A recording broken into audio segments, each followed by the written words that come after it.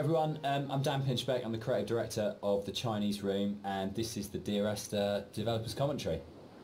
Hi, I'm Rob Briscoe, I'm the artist on Dear Esther. And I'm Jessica Curry, and I was the composer on the game.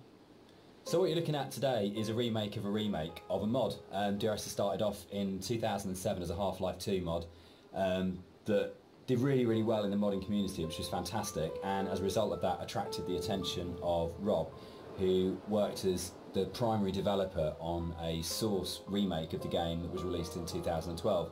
And this year is another remake where it's been updated for a cross-platform release, and we wanted to add in this developers commentary just to give you a bit more of an insight into some of the ideas behind the game as it came together.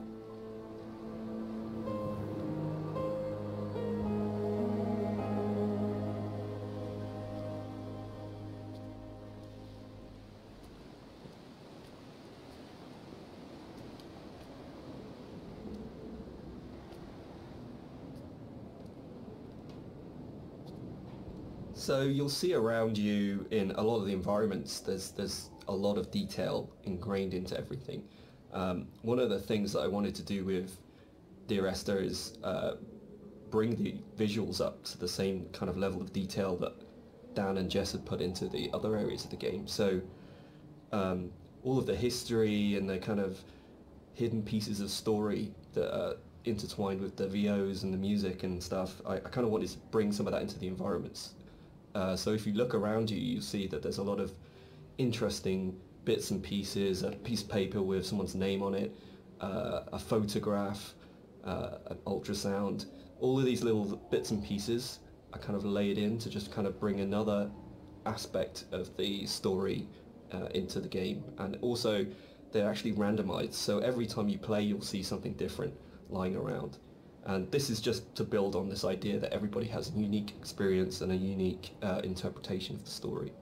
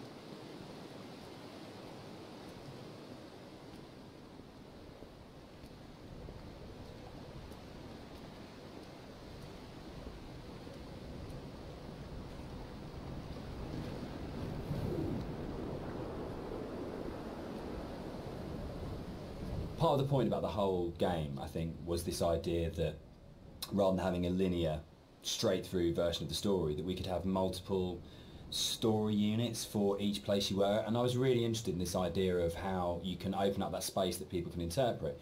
So I loved the idea that you could have two people that had played this game and then would have a conversation about it, and one of them would say, oh, what did you think about when this happened? And the other person would be like, well, that didn't happen for me. I had a completely different event happen or a completely different story happen.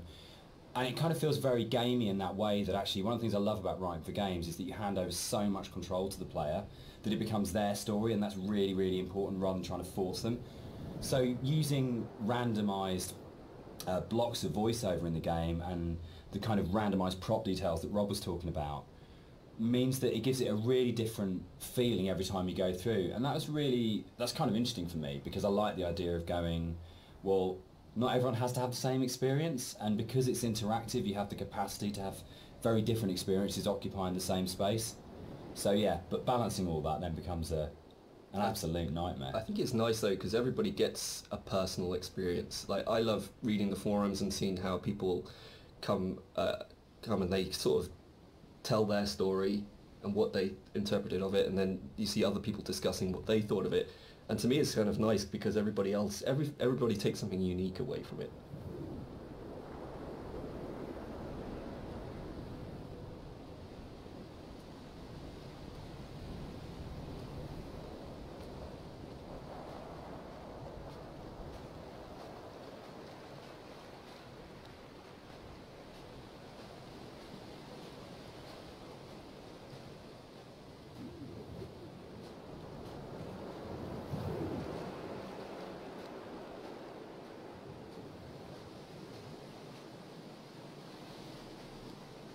When I wrote the music for the mod of Dear Esther, there was absolutely no budget whatsoever for live players, so all the music was sampled. But one of the good things about that is it actually forced me to be quite creative about how I wrote the music. So with my background in sound art, I wanted to use samples in a different way that wasn't just using it to sound like a violin. I wanted to time stretch and manipulate samples to make something different and strange and quite unique. But then when we got the Indie Fund money, I had the amazing opportunity to re-record the music with live players. And that was so exciting for me, actually, because that's where it comes to life. And I thought long and hard about whether to write new music, going from the mod to the commercial version, but actually I decided that my initial and original emotional response to the game was probably going to be the strongest response and reaction that I had. So I just literally, the music that I'd written for samples, I then wrote out for live instruments. But what they bring to it is transformative, actually.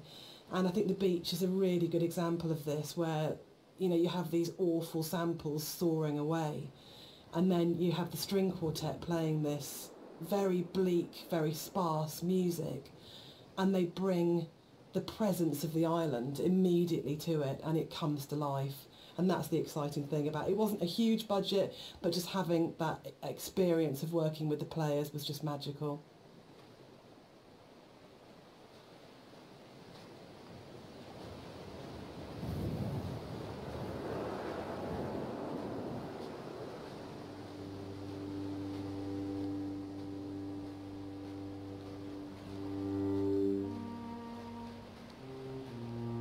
Everything about Esther for me is a dream. The landscape is not an island, it's the dream of an island. The music is like music that you wake up because you've heard in your sleep, but you're not conscious of hearing it. And the language in the story was supposed to be like that as well. It didn't matter the sense it made, it was more about the kind of the shapes it created, if that makes sense.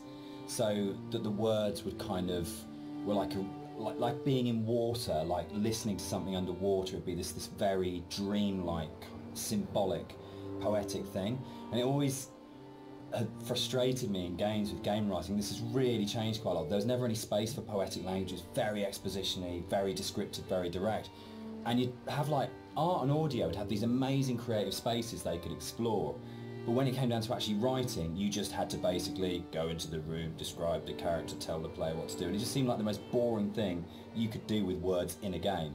And why couldn't a writer have the same artistic freedom as a visual artist or an audio designer or a musician, in terms of being able to say, isn't this just about creating this kind of emotional tone, this emotional space? and it's really, I still love that about the game. It's one of the things I love so much about Nigel's voiceover, is it has this really odd, disconnected, kind of dreamlike quality to it, where you might finish the game and not actually understand anything that happened, but you'd been carried along in the flow of it. And without any kind of sarcasm at all, I get into trouble saying things like this, the same design principle applies as this to Halo. It's 30 seconds of fun, or 30 seconds of depressing engagement, I guess, in our case. But it is about that loop of being in the moment in the game constantly, and that's actually the critical thing that matters.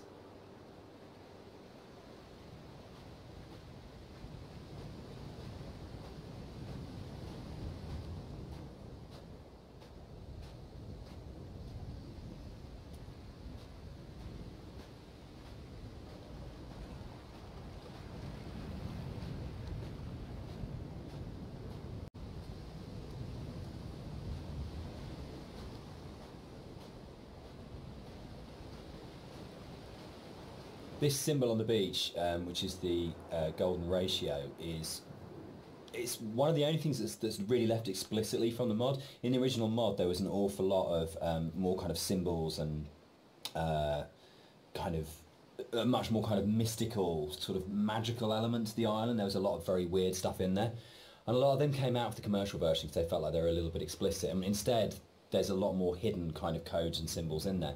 There's still some stuff which you can only actually see or experience if you are not playing the game, if you're looking at it from editor. We had in the original mods things like trees planted to mirror the shape of the M5, or there's a whole bunch of things that are there to represent star clusters and all kinds of things like that. And we'll probably talk a bit more about kind of like hidden details and the secrets in the game as we go through. But that was really interesting for us in terms of the design of it, of going, you've got your kind of your conscious, explicit play experience, but games are always constantly manipulating your mood and your feelings and the decisions you're making. And so really trying to create a space that had all of these kind of subliminals in it was a really interesting thing that we wanted to do, both with the original, and then I think it got lifted up into a much more sophisticated version when we went to the commercial, because Rob's able to bring that sort of level of artistry to the visuals that really got that kind of sense of hidden meaning in there. And that was really important, given how kind of complex and symbol heavy and poetic the story is, where a lot of it doesn't actually make any sense, but it's about kind of leaving you with these, I guess, like the half-life of ideas and thoughts that you can't quite shake, that stay with you. So we really were trying to get that blend of how music, story and visuals could all create that really sort of uncanny structure that you wouldn't necessarily be able to define properly, but you knew it kind of had a meaning that was staying with you.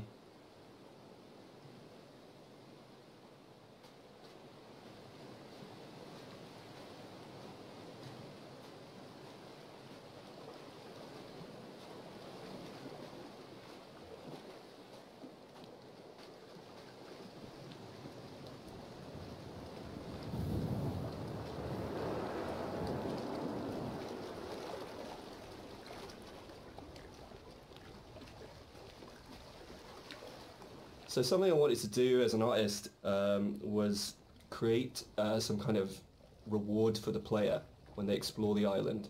There are some areas of the game where it's a little bit more quieter, there's no music or there's no voiceovers. So I kind of wanted to create a bit of an incentive for people to explore. And you'll find around the island that these kind of like random scattered items that are usually slightly out of place from the environment themselves, but in another aspect they actually bring a little bit of story to the island itself, usually to the island or to the actual protagonists or you know, the characters that surround it. So you'll find that around the island these little props and stuff. Just keep your eye out for it if you're exploring.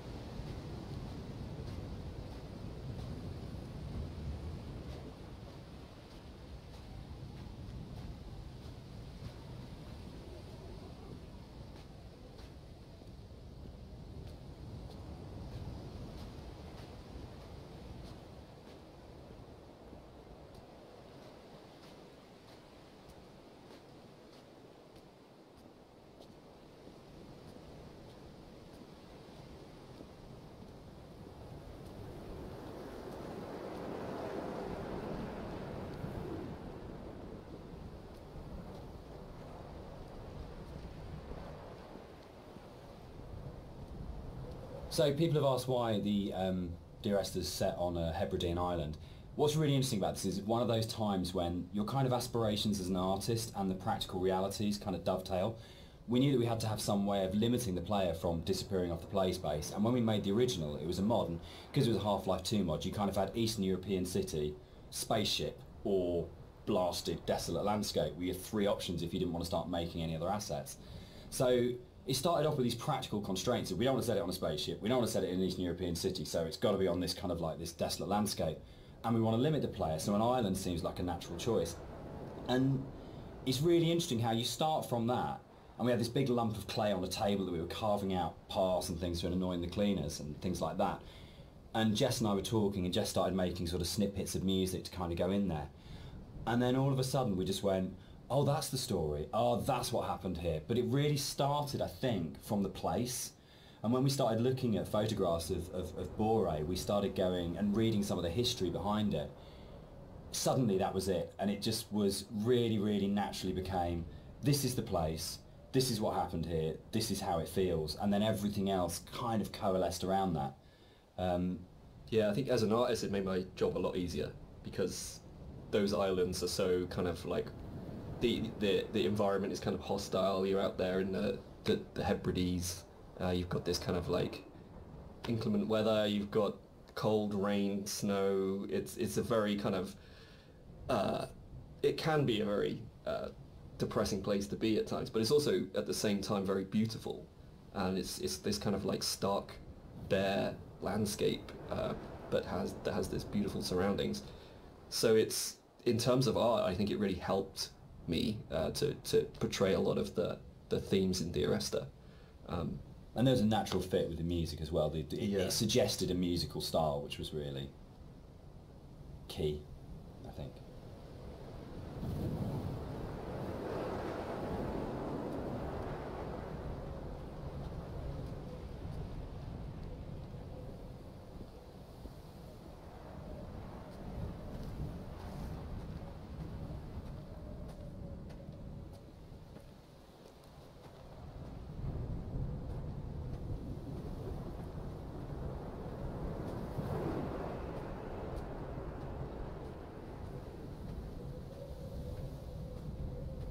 One of the things you're always trying to do as a composer is create memorable themes. And a slight confession is that probably the most memorable theme, which is Remember in Dear Esther, wasn't actually created for the game. Rob's looking shocked. So it was actually from a piece of choral music that I'd written years before, based on a Christina Rossetti poem called Remember. And one of the things I was talking about earlier was how I didn't have any budget. So I had this piece of choral music, and I thought, hang on, this is absolutely perfect for Esther, but I don't want to use all of it. So the only bit that you actually get in the game is the first line of the choral piece of music. But that actually went on to form the main theme of the music that I wrote. And I think for me it's really interesting about how things that you've written earlier, years before, sometimes come in really, really useful and fit. So I always tell people and students not to despair if something doesn't get used or doesn't work at the time, because actually there'll come a place or in a time where you think, hang on a minute, I've got something that fits. So in terms of that memorable theme, the Remember theme gets used in multitude of different ways during the game. And one of the things it does is helps you to identify the kind of psychic place that you're in the game. So the theme is played in lots of different ways, and actually you'll notice that as you go through the game it becomes more and more broken and more manipulated and broken down as the player goes through the journey and as you're psychologically struggling to get to the end point in the game. So music's really, really useful for highlighting the psychological mood. And we talk a lot about psychogeography, which always sounds a bit pretentious, but actually I think it's really important to what the three of us did in the game. Yeah, absolutely. Dan, maybe you want to talk like the about core that. kind of idea about psychogeography. If you're not in the place you're in, is not the place you're in, or you create the place you're in. It's not just as you're here and then the landscape's out there, but you don't navigate like a city by street signs and by those kind of formal things. You navigate it by the things which are significant to you in the way that you've lived in that space. And I think that was really kind of key to, I think it's really central to how the fusion of art and story and music come together in Dear Esther, because it's not a place where we're going, right, we have to lead the player up here because it's a natural formation, and then you would naturally have a piece of music here because you come around the corner. But the story, music and art all work around the idea of what's going on in the narrator's head at this point. How do we represent his emotional state relative to this landscape? And again, it's that idea of the game is, it's a dream of a place. It's like the idea of it being a fever dream or a coma dream, which obviously ties in a lot with the kind of story, and we'll come back to it in a lot more detail when we get to the caves a bit later on.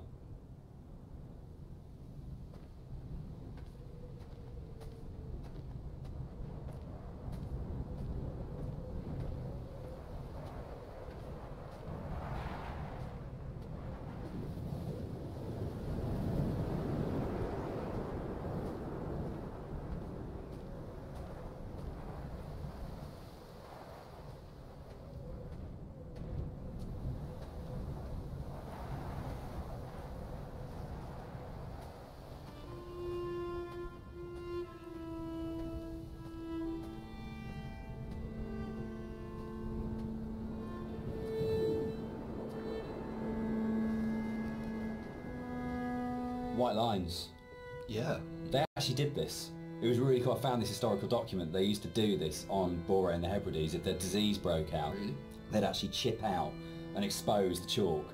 So if you're on a boat and you were coming to the island, you know not to land because it was infectious, which is the coolest, most amazing. It's one of those things where you go, it's almost impossible as a writer to come up with something as cool as that. It just has to be something that was actually done. And it's so sad as well. And I love this bit and the fact that we can do it because it feels really real because it references a real thing, and I don't know, there's something really special about that. But it was always one of those bits in the game that I thought, we've got to be able to represent this somehow. We have to be able to get these things in here. Yeah, I mean, that's really interesting. I actually didn't know that was actually based historically in real life, but that's really cool. Because I mean, my thing about the White Lines is that it was this completely surreal thing, but also it was kind of, it just added to the landscape. It was like, whoa, what the hell is that? And putting that into the game was kind of challenging, because to me it just seemed like, oh, it's going to be really hard to pull off in a way that's kind of realistic. But then when you look at the kind of art style of the game, it's not really a realistic thing. Like, everything is half imagined. So in that way it kind of really fit into the landscape, and it kind of creates this amazing sort of landmark that you see in the environment. And I just found it really interesting to hear about that. Yeah. I think it's one of those things where it's not a realistic place. And I mean, no game is a realistic place anyway, but one of those things where understanding that you're making something which isn't real, and you have that kind of capacity to explore it artistically. And we'll come back and talk about sort of like it not being realistic, I think, in a little while. But that's really, really important, because then you can say it's about what these things kind of represent or how they make you feel as a player, not about going, is this accurate? And I get really inspired by sort of doing a lot of research into kind of history and things like that with all of our games, because you can just find those things that just kind of like speak to you. But it's amazing you can find that in like an 18th century book and go, that really speaks to me now, that has meaning now, and that's fascinating, I think.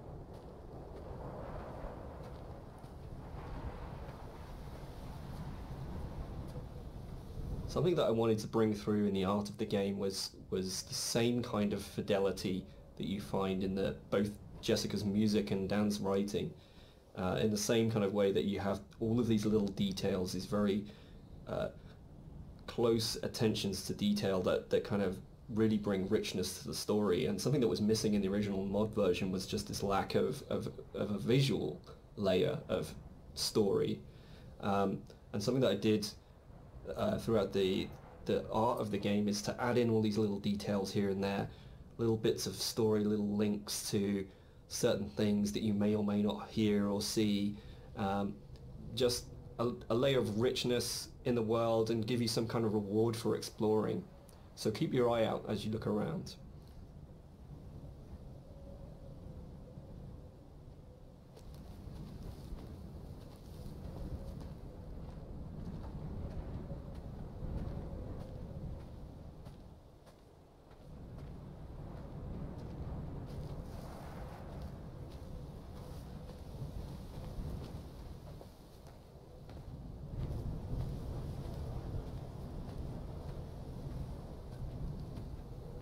There's a scene in Donnie Darko where Drew Barrymore's playing his English teacher, and just talks about Celador as being the most beautiful word in the English language, and about it's the sound of the words together.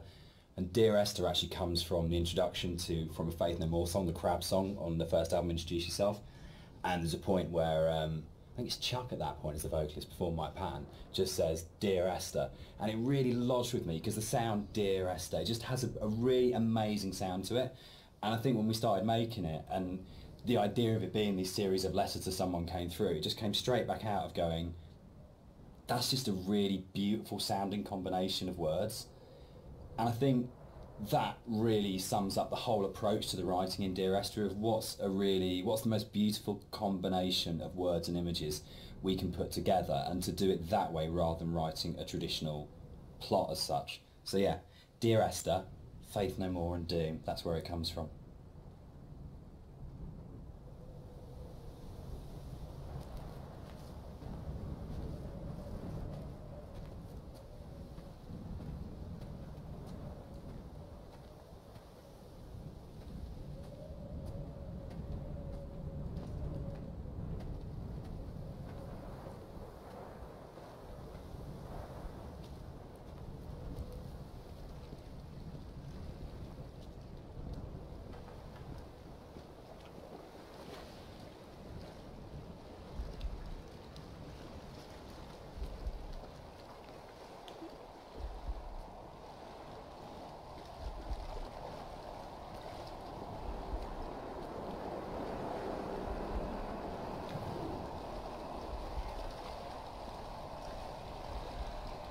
I think the central question to the entire experience, for most people that have played it or are talking about it, is this idea of, is the island real?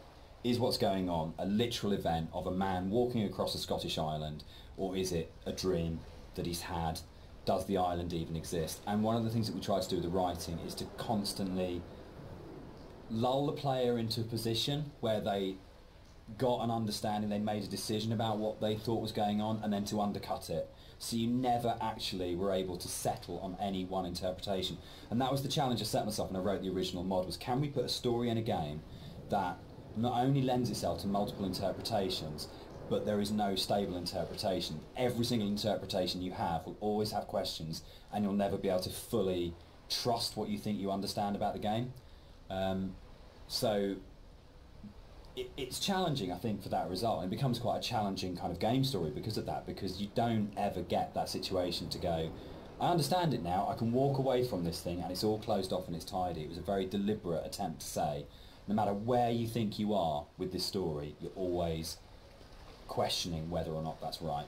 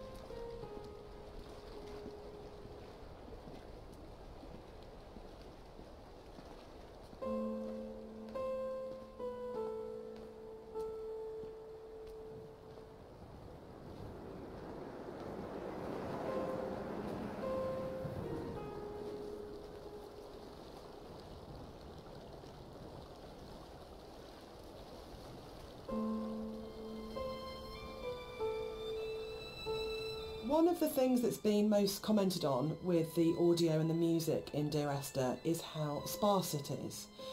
And that was a really deliberate tactic. I wanted to leave room for the player to think and to dream and to wonder and to put their own interpretation into what was happening. And I think the problem with so much modern media is how bombarded we are constantly as the kind of MTV, flash in your face, constant music.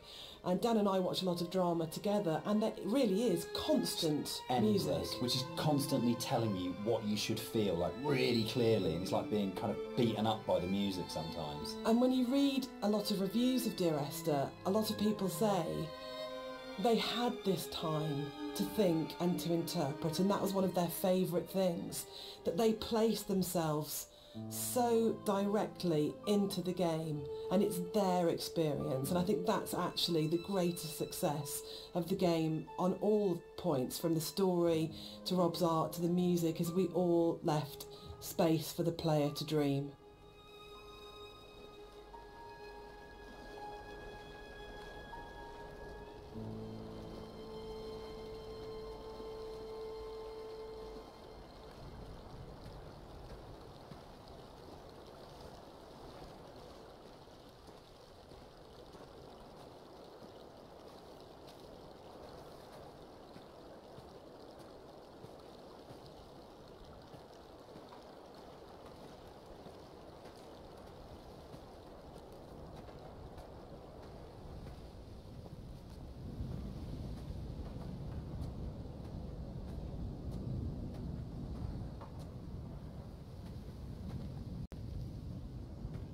So there's a lot of places in the game where you see a lot of strange things, and this is very deliberate. One of the things we wanted to do is just kind of like not spoon feed the player every little piece of story. We kind of just, some things are literally just in there to just kind of let you think and let you decide on whatever you want to bring to the story yourself. So it's kind of like I approached it like an impressionist painting, where you've got like this kind of very vague outline of things, but if you stare at it enough, you can kind of like fill in the spaces, and kind of the image comes together on its own. So a lot of these kind of strange pieces of geography and stuff, that's really kind of deliberate in some ways, just to kind of keep the player's mind open and kind of bring their own interpretations of the story through that.